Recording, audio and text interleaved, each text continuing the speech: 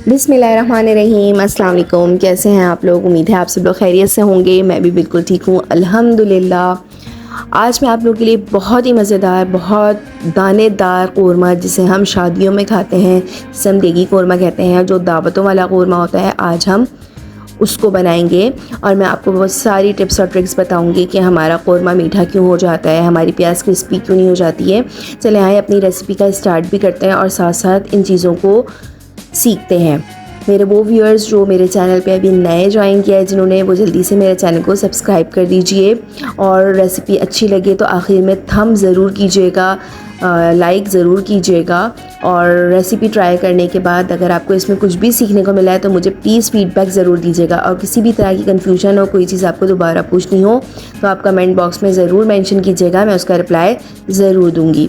चलें आए अपनी रेसिपी का स्टार्ट करते हैं। और आपने शुरू से आखिर तक वीडियो को ज़रूर देखना है, बहुत सीखने को मिलेगा इस रेसिपी में। और आज के बाद आप भी बहुत ज़बरदस्त दानेदार कौरमा बनाएंगे, जो जेन्युइन रेसिपी है कौरमे का और जो जेन्युइन मज़ा है कौरमे का, वही हासिल कर सकेंगे। चलें आएँ रेसिपी का स्टार्ट करते हैं। सबसे पहले एक पैन ले लीजिए, इसमें मैंने 1 कप ऑयल डाला है, ठीक है। आप ये घी में भी बना सकते हैं कौरमा, ये आपकी चॉइस है। मैंने यहाँ तेल में बनाया है। फिर मैंने यहाँ पे 4 मीडियम साइज़ की बारीक स्लाइस की भी प्याज ली है। आपकी प्याज का जो है वो एक सा कटा होना बहुत ज़रूरी है, यानी इस तरह से ना हो कि कुछ बारीक प्याज है, कुछ मोटी प्याज है और आपने रफली चॉप करके प्याज डाल दिए। इस तरह से बिल्कुल भी नहीं होता। हमें कौरमे की प्याज रेडी करनी है और हमारे कौरमे की जो रंगत है, जो मज़ा है, वो इसी प्याज पे ही डिपेंड करेगा, ठीक है। मेरे वो व्यूअर्स जो अभी पहली दफ़ा कुकिंग स्टार्ट कर रहे हैं, तो उनके लिए तो ये वीडियो बहुत अहम है कि हम क्रिस्पी फ्राई किस तरह से करते हैं प्याज को। अच्छा, जब आप तेल में प्याज डालें तो इस बात का आपने ख़ास ख्याल रखना है कि जब तक हमारा तेल पूरी तरीके से गर्म नहीं हो जाएगा, आपने इसमें प्याज शामिल नहीं करनी है। यानी ठंडे यानी तेल में आपने प्याज नहीं डालनी कि हमने तेल डाला और फ़ौरन ही इसमें प्याज शामिल कर दी। तेल को अच्छी तरह से गर्म होने दीजिए और फिर इसमें प्याज शामिल कीजिए और मुसलसल आप चम्मच चलाते रहिए, ताकि जो आँच है, जो गर्मी है तेल की, जो हीट है, वो पूरी प्याज में एक सी रहे, ताकि कलर प्याज में एक सा है। ये नहीं कि आपने प्याज डाली और आप इधर उधर काम में मसरूफ़ हो गए कि प्याज हमारी फ्राई होती रहेगी। इस तरह से बिल्कुल गलती नहीं कीजिएगा।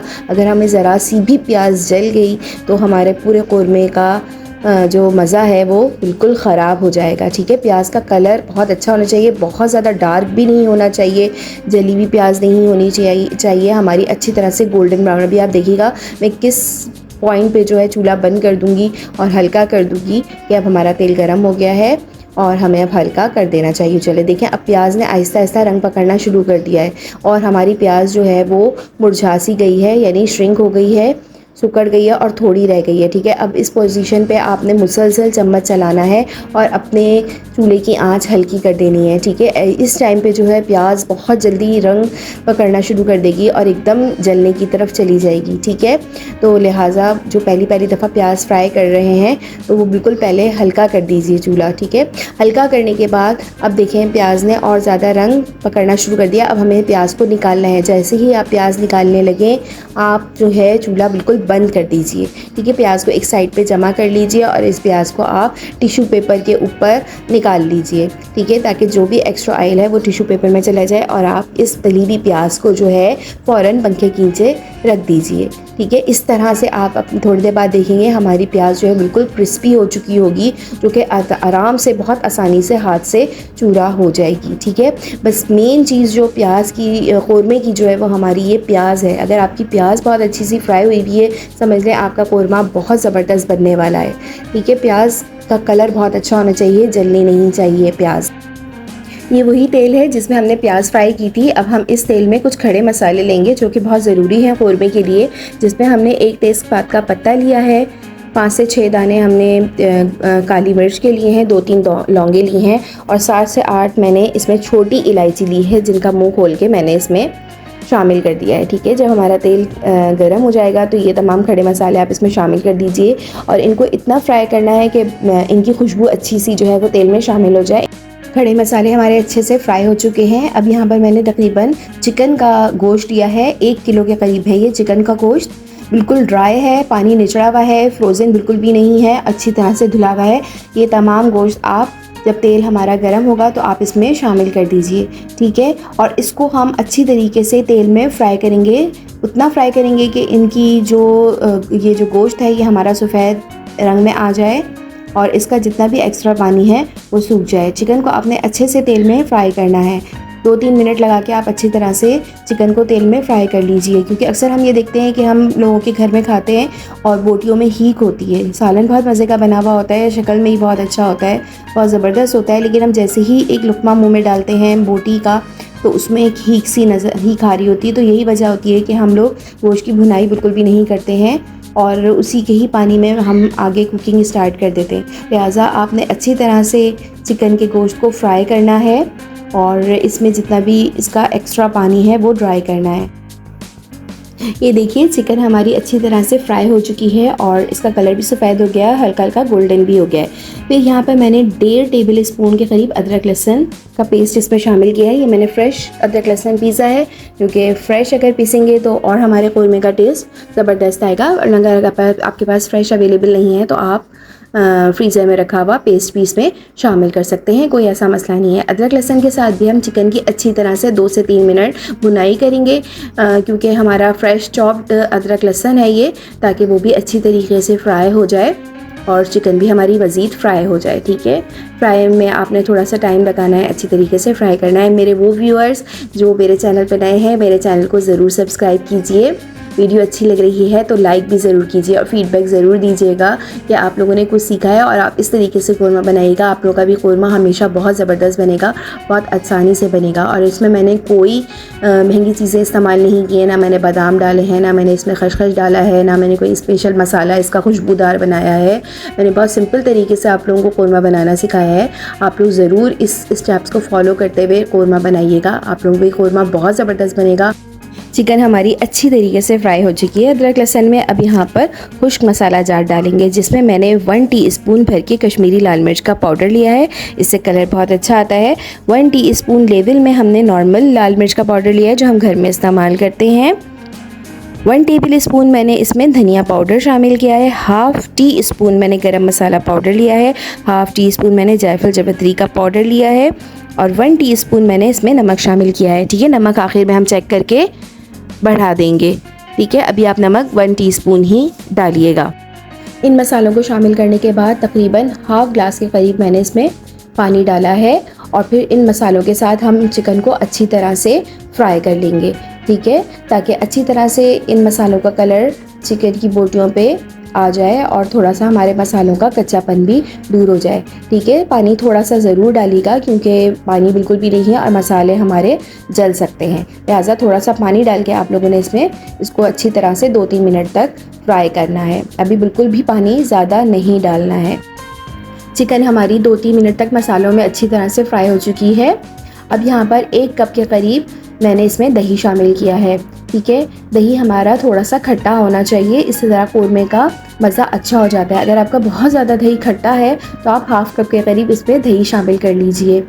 इसके साथ भी आप चिकन को अच्छी तरह से मिला लीजिए।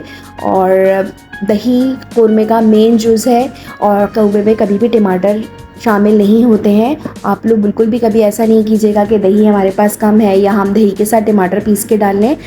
क़ोरमे में टमाटर बिल्कुल भी नहीं डलते हैं। दही अच्छा खासा पानी छोड़ेगा, इसी में ही हमारी चिकन बहुत अच्छे से गल जाएगी, ठीक है। आप अच्छी तरह से दही को मिक्स कर लीजिए। मसाला वगैरह मिक्स करने के बाद हम इसको आधे घंटे के लिए दम पे छोड़ देंगे हल्की आंच पे। बीच में आप 2-3 दफ़ा चम्मच ज़रूर चलाते रहिएगा, इसी में हमारी चिकन अच्छी खासी गल जाएगी। बहुत मज़े का ये क़ोरमा बनता है, बहुत सिंपल तरीके से मैं आपको बता रही हूँ। ये क़ोरमा आज के बाद आप भी बहुत ज़बरदस्त सा क़ोरमा बनाएंगे। मेरे वो व्यूअर्स जिन्होंने अभी तक मेरे चैनल को सब्सक्राइब नहीं किया, जो ये वीडियो देख रहे हैं, मेरे चैनल को ज़रूर सब्सक्राइब कीजिए और लाइक भी ज़रूर किया करें वीडियो को। और कोई चीज़ नहीं समझ में आ रही हो, कोई कन्फ्यूजन हो तो आप लोग ज़रूर कमेंट बॉक्स में पूछ लीजिएगा, मैं ज़रूर आप लोगों का रिप्लाई करूँगी। आधे घंटे तक चिकन को हल्की आंच पे छोड़ देंगे गलने के लिए। ये देखें, ये वही प्याज है जो हमने फ्राई की थी और देखें कितनी क्रिस्पी ये फ्राई हुई हुई है। ये वाली प्याज जो कि हमने पंखे पे टिश्यू पेपर पे रख दी थी, इसको आप हाथ की मदद से आप चूड़ा कर लीजिए। प्याज को हम इसीलिए कौरमे में चूरा कर डालते हैं ताकि इसी से ही हमारा जो कौरमा है वो दानेदार बनता है। ठीक है, इसको आप बिल्कुल भी मशीन में नहीं पीसिएगा, इसको हाथ से ही चूरा कर लीजिएगा। चिकन को पकते हुए तकरीबन आधा घंटा गुजर चुका है। ये देखिए हमारा जो दही का पानी है वो अच्छा खासा सूख चुका है, ऑयल भी अलग हो गया है, मसाला भी अच्छे से भुन चुका है। इसको अच्छी तरह से मिला लीजिए, ऊपर नीचे कर लीजिए और बहुत हल्के हाथ से अब आपको मिलाना है चिकन को। चिकन जो है वो तकरीबन हमारी गल चुकी है। बहुत तेज़ चम्मच बिल्कुल नहीं चलाइएगा कि हमारी बोटियाँ चिकन की टूट जाएँ। अच्छा, जो हमने प्याज चूरा करके रखी थी हाथ से, वो प्याज अब इसमें शामिल कर देंगे। अगर आपको लगे कि आपकी प्याज जो है वो क्रिस्पी फ्राई नहीं हो सकी है और वो चूरा नहीं हो रही है हाथ से, तो आप थोड़ा सा दही मिला के इसका पेस्ट बना के आप इस वक्त शामिल कर सकते हैं। ठीक है, कभी कभी होता है कि जब हम नया कौरमा बना रहे होते हैं तो हमारी प्याज जो है वो अच्छे से क्रिस्पी फ्राई नहीं होती है। हमारे साथ भी ये होता रहा है। तो न्यू बिगनर्स अगर कभी भी प्याज इस तरह से हो जाए, आप दही में पेस्ट बना के इसमें शामिल कर लीजिए। ठीक है, लेकिन हाथ से क्रिस्पी करने का मतलब ये होता है, हाथ से चूरा करने का, कि इससे हमारे कौरमे का जो लुक है वो बहुत दानेदार बनता है देखने। अच्छा, ये देखिए प्याज इसमें शामिल कर ली है।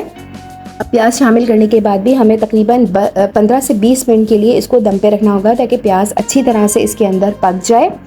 और ये देखिएगा जब पक जाएगी तो हमारी जो प्याज है अभी आपको खड़ी खड़ी नज़र आ रही है, ये बिल्कुल दानेदार फॉर्म में आ जाएगी, गल जाएगी मसाले में।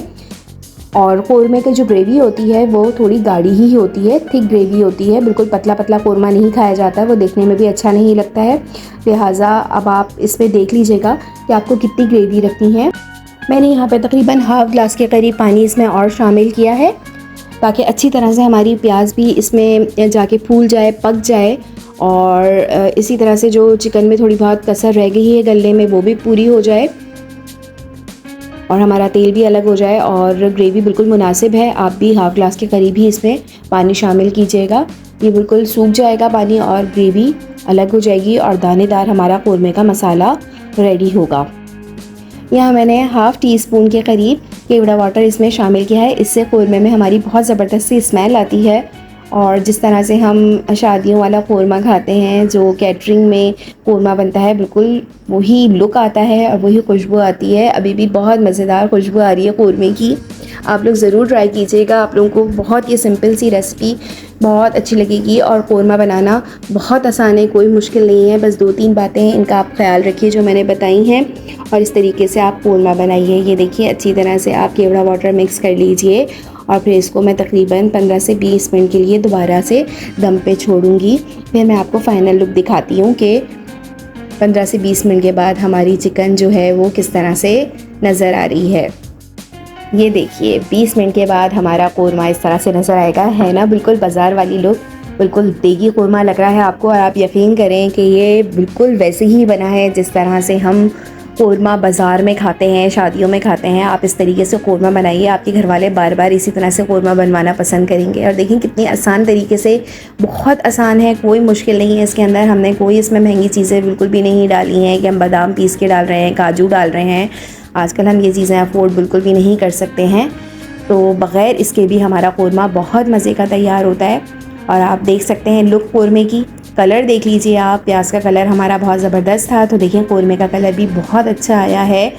और कश्मीरी लाल मिर्च का पाउडर जो हमने इसमें डाला था, इसने भी बहुत ज़बरदस्त कलर दिया है। उम्मीद है आप लोगों को ये रेसिपी ज़रूर समझ में आई होगी। मेरे न्यू व्यूअर्स जो अभी कुकिंग करना स्टार्ट कर रहे हैं, आप लोगों ने बहुत कुछ सीखा होगा। आप बिल्कुल इसी तरीके से कौरमा बनाइएगा, पहली अटैम्प्ट में ही आपका कौरमा बहुत अच्छा सा बनेगा और सब बहुत तारीफ़ करेंगे। उम्मीद है आप लोगों को मेरी ये रेसिपी ज़रूर अच्छी लगी होगी। अपना बहुत ख्याल रखिएगा, मुझे और मेरे चैनल KBF कुकिंग को ज़रूर अपनी दुआओं में शामिल रखिए। खुश रहिए, आबाद रहिए। अल्लाह हाफ़िज़।